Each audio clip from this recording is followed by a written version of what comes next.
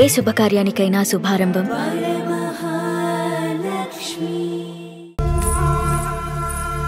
తప్పుకో బావా. ముద్దిస్తే తప్పుకుంటా. ఏంటి బావా అసహ్యంగా? తప్పుకో. అసహ్యం ఏంటి? కాబోయే మొగనే కదా. వదులు బావా. వదులు బావా. భద్రప్పా, లేయ్ భద్రప్పా. వదులు. ముసలోడు అక్కడ.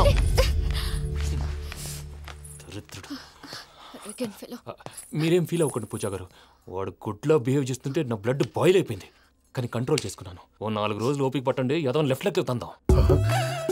ప్రసాద్ గాడేమో ఇతన్ని లెఫ్ట్ లెగ్తో తంతానన్నాడు, ఇతనేమో భద్రప్పని లెఫ్ట్ లెగ్తో తంతానంటున్నాడు. దీన్ని బట్టి నీకేమర్థమైంది? ఎవరో రైట్ లెగ్ యూజ్ చేయట్లేదు సార్.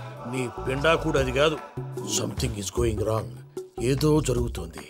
చిన్న క్లూ దొరికితే ఆట ఆడిచ్చేస్తాను రా. దొరికింది. ఆ ఫ్యాక్టరీ పనులు పూర్తయ్యేంత వరకు వాడు చెప్పినట్లు అల్లా ఆడతాం. ఏమలుడు అంతే మామ. అది ఏంది బావా, ఎప్పుడు లేంది ఈ పంచలేంది, ఆడంగులతో ఆ భోజనాలేంది బావా? లేకుంటే ప్రణీత్ బాబు పార్ట్నర్షిప్ క్యాన్సిల్ చేస్తానని ఆనందరావుతో ఫోన్ లో మాట్లాడతాంటే ఇన్నే. ఏది ఈ ఫోన్ లో? అవ్వంటే బావా, మీ అందరికి ఒక పిడుగు లాంటి వార్త చెప్పనా? ఏంద్రది? ఈ ఫోన్ 2 రోజుల క్రితం డెడ్ అయింది.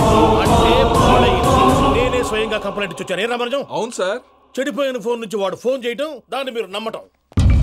వాడు మన ప్రసాదు కలిసి మిమ్మల్ని అందరినీ వెర్రి వెంగళ పనులు చేస్తున్నారు. బాబాయ్, ఏంది నువ్వు అనేది? నిజం. కావాలంటే చెక్ చేసుకోండి. అలాగే నా ఆస్తి పత్రాలు నాకు ఇచ్చి నన్ను ఇంట్లో నుంచి చెక్అౌట్ చేసేసండి. Check it up. ఏం రామరాజం? అంతే సార్.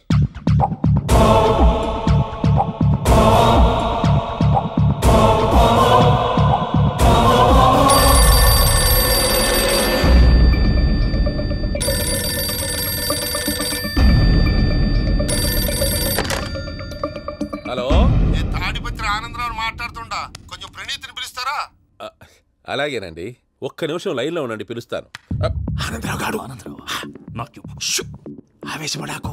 యాదానికి ఫోన్ చేసినాడో నేను తెలివిగా మాట్లాడగలనుకుంటా. మీరున్నారు సార్, అది చూడండి. వాడి ఏజ్కి వాడి బిహేవియర్కి ఏమైనా సంబంధం ఉందా? హలో, నేను ప్రణీత్ని మాట్లాడుతున్నాను. చెప్పండి అంకుల్. ఏదో బుల్డోజర్ దొరికినట్టు సౌండ్ వచ్చిందే. అదే, నేను ఫాస్ట్ గా వచ్చాను అంకుల్. అదే ఆ సౌండ్. కానీ ఇది మా ప్రణీత్ వాయిస్ లో లేదేంటి? ఏం వాయిస్ మార్చి మాట్లాడతానే?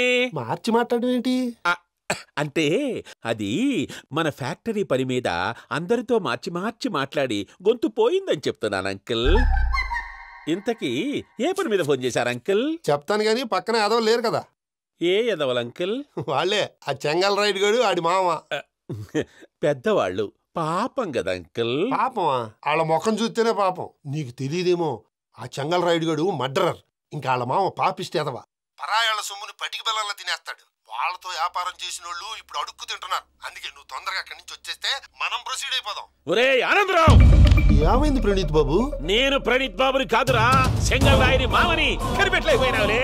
ఇంకొక తూరి మా ప్రణీత్ బాబు కోసం ఫోన్ చేసినా, కలిసి నీకు ట్రై చేసినా కాళ్ళు చేతులు చేశానేమనుకున్నావో. పెట్టే ఫోన్.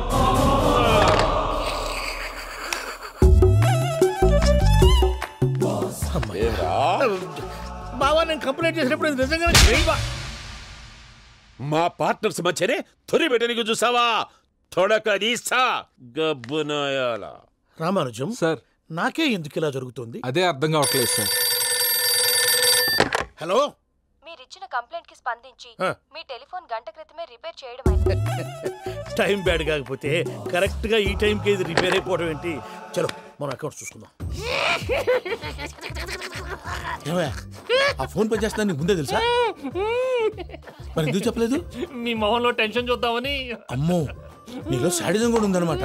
ఈ టెన్షన్ ని తట్టుకోలేను కానీ ఆ ప్లాన్ ఎంత వరకు వచ్చిందో చూపిస్తా ఉండండి. ఇదేంటో తెలుసా? అరుంధతి ప్యాలెస్ కాదండి, మనం ఉండే ప్యాలెస్. గేదెలు కనపట్లా? థియరిటికల్ గా థింక్ చేయి, ప్రాక్టికల్ గా పనిచేయ అన్నాడు విశ్వనాథ్ సత్యనారాయణ గారు. ఈ ప్లాన్ ప్రకారం 62% క్లారిటీ నాకు వచ్చేసింది. ఆ మిగతాది కూడా వచ్చేసింది అనుకో, ఈ పేపర్ వర్క్ అయిపోయినట్టు మనం ఎస్కేప్ ప్లాన్ చేయొచ్చు. మిగతా 38% ఎప్పుడు పూర్తవుద్ది? అది ఎలా చెప్తామండి? ఇది క్రియేటివ్ జాబ్. ఒకసారి ఫట్ మనం వచ్చేయచ్చు, ఒకసారి టైం పట్టొచ్చు. ఈ లోపు వాళ్ళు మనం వేసేయచ్చు. ఈ పేపర్ వద్దు, ప్లాన్ వద్దు. ఈ రాత్రికి మనం ఎలాగైనా సరే ఎస్కేప్ అవ్వాలి. నేను ప్లాన్ చెప్తాను, నువ్వు ఫాలో. That's all. అది కదండి, ఇక్కడ ఒక చిన్న ప్రాబ్లం ఉందండి. That's all. ఏం సార్ ఇది? కేరళ ఆయిల్. మరి ఈ ఊళ్ళో రాసుకోవచ్చా? పనులు చేయగానే పంచర్ మాత్రం వేస్తావు. ఒకసారి పట్టుకో. అయ్యా బాబోయ్, ఎవడన్నా పొరపాటున పట్టుకున్న జారిపోవటానికి. జనరల్ కన్నాలేసే వాళ్ళకి ఇలాంటి ఐడియాలు ఉంటాయి. సర్లే పదా, ఆ చెప్పులది. ఇవి నా చెప్పులు, మీకు సరిపోవు. నీ తొక్కల చెప్పులు నేను వేసుకోవడానికి కాదు, ఆ చెప్పులు సౌండ్ వస్తే వాళ్ళు లేస్తారని. పదా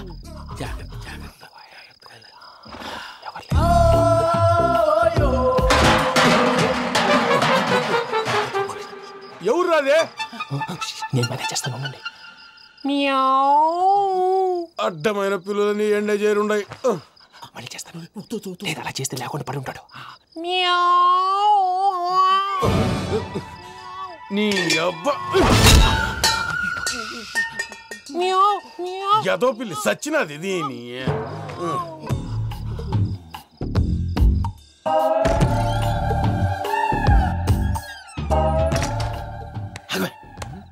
తెలిసినట్టు వెళ్ళిపోతావంటి, వెనకాలరా.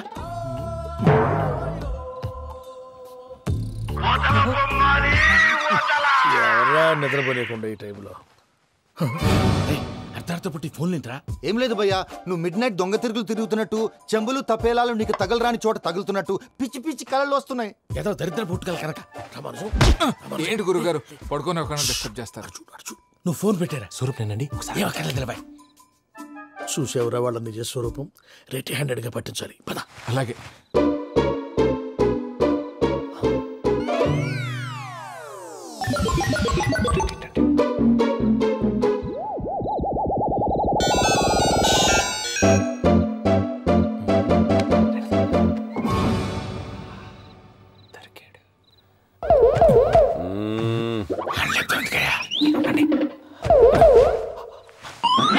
రామానుజం, చెప్పే జాగ్రత్తగా విను. చెప్పండి గురుజీ. ఈ రాత్రికి ఎలాగైనా నా పత్రాలు కాజేసి ఇక్కడి నుంచి జంప్ అయిపోవాలి. ఓకే, చలో చలో.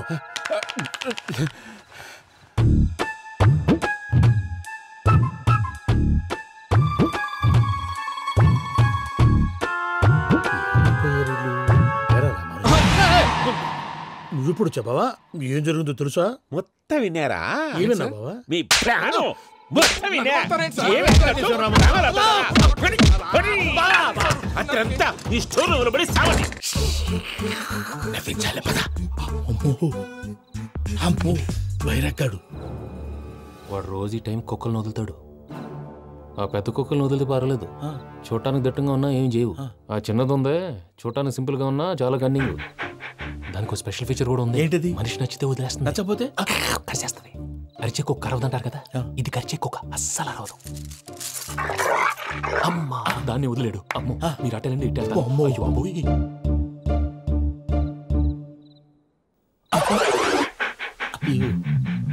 ఓహో, నేను ఎటు వెళ్తే అటు చూస్తుందేంటి? అయ్యో అమ్మో, అయ్యో అమ్మా.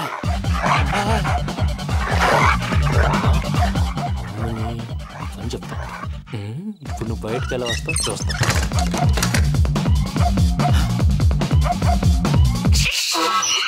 ప్రసాద్ గారి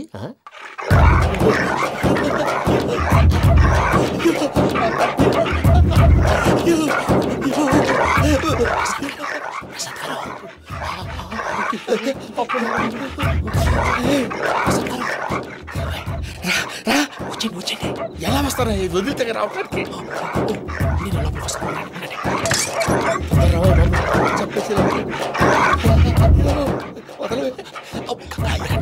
మంకికే బాగా వేసేస్తే కళ్ళు కనపడి కన్ఫ్యూజ్ అయిపోతున్నాయి. ముందు మీరు వెళ్ళిపోండి.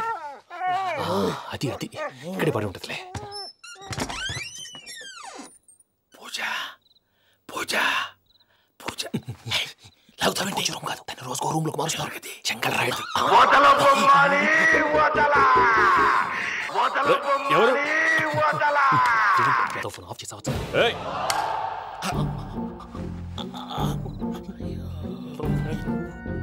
ఎవర్రాది? బొమ్మాలి. బొమ్మాలి నిన్ను వదలా. వీడ బొమ్మాలి నిద్రంతా పాడు చేసినాడు. రే పూజ బొమ్మాలి. రే లేరా లే. ఏంటి నానా? తాతయ్య రూమ్ లోకి పోయి పడుకోపో. తాతయ్య గొరకు పెడతాడు, నాకు నిద్ర పడతావు. నీ కలవరింతలకు నాకు నిద్ర పట్టట్లేదు. మాట్లాడకుండా పో.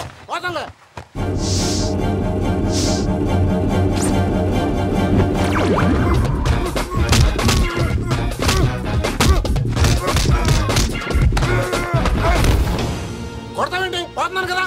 నేను కొట్టడం ఏంటిరా? మందేమన్నా ఎక్కువైనదా పో. ప్రశాంతంగా నిద్రపోనాడు. వాడెందుకుంటామే కొట్టాలా చీరేయాలా లేకపోతే పూజ అయిపోట్టుకుంటా. సరే ముందు పూజ ఎక్కడుందో కనిపెట్టాలి. నువ్వు వెళ్ళు, నేను వెళ్తా.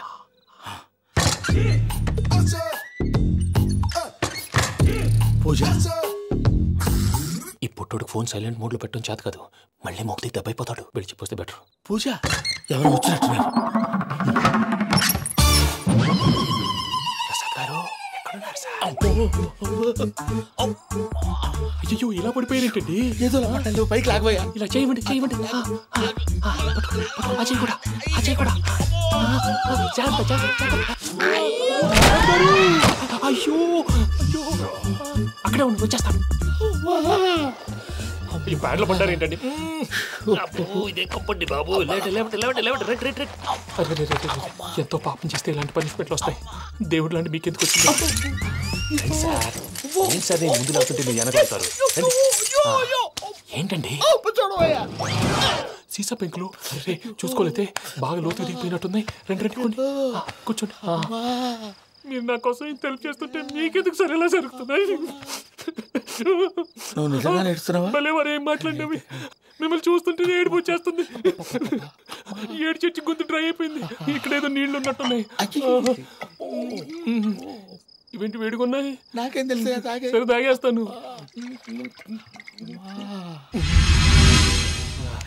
వెళ్దాం పదవా, ఇంట్లోకి వెళ్దాంరా. వెళ్దాం పదవయ్యా. చెప్తున్నాడేంటి? గుడ్ మార్నింగ్ సుందరం మాస్టర్.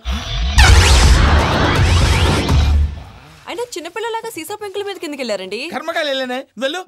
చెప్పి కాల్ తీసేస్తే తెలుస్తుంది. మొహం మీద ఆ దెబ్బలేంటండి? ఏం ఎర్రనట్టు మాట్లాడతావేంటయ్యా? దెబ్బల గురించి నాకేం తెలియదండి. రాత్రి వేడి నీళ్ళు తాగిన తర్వాత మొత్తం మర్చిపోయాను. వేడి నీళ్ళు కదయా, నాటు సారా. అర్థమైంది.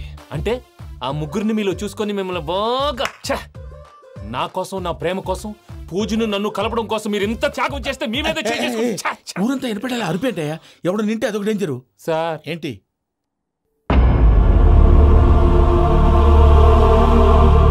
ఏంటయ్యా ఇదంతా? మీరు ప్రేమించుకోవటం ఏంటి? మా ప్రసాద్ మీకు హెల్ప్ చేయటం ఏంటి? అది కాదమ్మా, అసలు ఏం జరిగిందంటే ఆడపిల్ల తనేం చెప్తుందంటే నేను చెప్తాను. మీరందరూ అనుకుంటున్నట్టు నా పేరు ప్రణీత్ కాదు, చిట్టాపత్తుల వెంకటరమణ. తండ్రి గారు కీర్తిశేషులు చిట్టాపత్తుల రామచంద్రయ్య, తల్లిగారు స్వర్గీయ చిట్టాపత్తుల జానకీదేవి. మాది అందమైన నగరం హైదరాబాద్. అక్కడ కల్మషం లేకుండా కలివిడిగా కలిసిపోయే మనుషులున్న కాలనీ మాది. వెంకటరమణ ఇలా చెప్పుకుంటూ పోతే ఎప్పటికవుతాయా? నేను 3 ముక్కలా చెప్తాను. ముక్కలు ముక్కలుగా చెప్పడానికి ఇది క్రైమ్ స్టోరీ కాదు, లవ్ స్టోరీ. డీటెయిల్స్ లేకపోతే అర్థం కాదు. అన్నట్టు మనం ఎక్కడ దాకా వచ్చాం? కాలనీ దాకా వచ్చాం. ఏదో కాలనీ కాదండి, ఆనందనగర్ కాలనీ. పేరుకు తగ్గట్టే అక్కడ అందరూ ఎంతో ఆనందంగా ఉండేవాళ్ళం. అలాంటి పరిస్థితుల్లో ఒకరోజు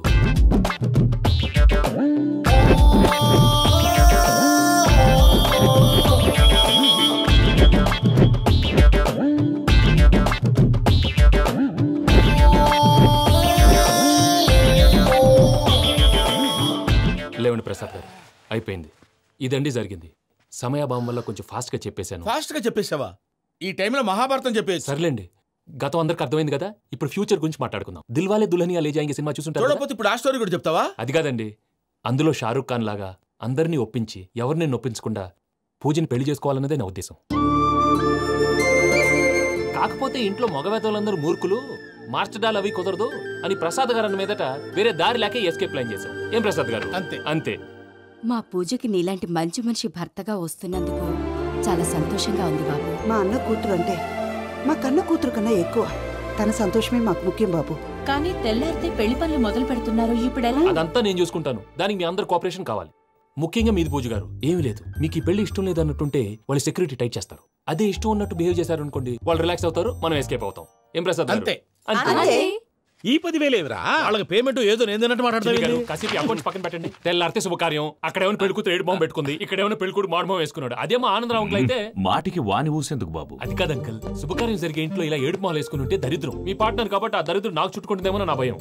అట్లా ఏం కాదులే బాబు. ఇప్పుడు మేమేం చేయాలో నువ్వే చెప్పు. సందడి సందడి చేయాలి. అంతే కదా, నువ్వు ఎట్లా చెప్తే ఎట్లా చేస్తావు. ఏం పాటలమ్మా ఇవి? పనిచేసే వాళ్ళు కూడా నేసం వస్తుంది. ఏం తాతగారు? సాల్ది అమ్మని ముసిరి పాటలు నలిగేటి కూడా నలగవు. నువ్వు అందుకో బాబు. అందుకోనా? తెలుసో తెలియకో వెంకీ విషయంలో నేను చేసిన తప్పుని క్షమించు స్వామి. ఏమ్మా దేవుణ్ణి ఏం కోరుకున్నావు? వెంకీకి నిజం చెప్పేయాలని డిసైడ్ అయ్యాను మావయ్య. ఏంటమ్మా నిజం తెలిస్తే వెంకీ మన కోఆపరేట్ చేస్తాడా? పైగా ఎలా రియాక్ట్ అవుతాడు? తప్పు చేసిన మనం ఎలాంటి రియాక్షన్ అయినా ఫేస్ చేయాలి. నిజమేనమ్మా, నీలాంటి దైవభక్తి ఉన్న వాళ్ళకి పాపభీతి ఉంటుంది. నువ్వు ఈ విషయం వెంకీకి చెప్పావంటే దేవుడి మీద ఒట్టు. నువ్వు చీ అన్నా చే అన్నా పర్వాలేదమ్మా, కానీ ఈ విషయం వెంకీకి తెలిస్తే వాడు కడుపు మంటతో మనం ఇక్కడి నుంచి పారిపోతాం అన్న విషయం ఆ వెధవుడు చెప్తాడు. దాంతో వాడు నిన్ను ఆపేస్తారు, నన్ను లేపేస్తారు. అందుకని దేవుడి దగ్గర ప్రమాణం చేయించాల్సి వచ్చిందమ్మా. నన్ను క్షమించమ్మా.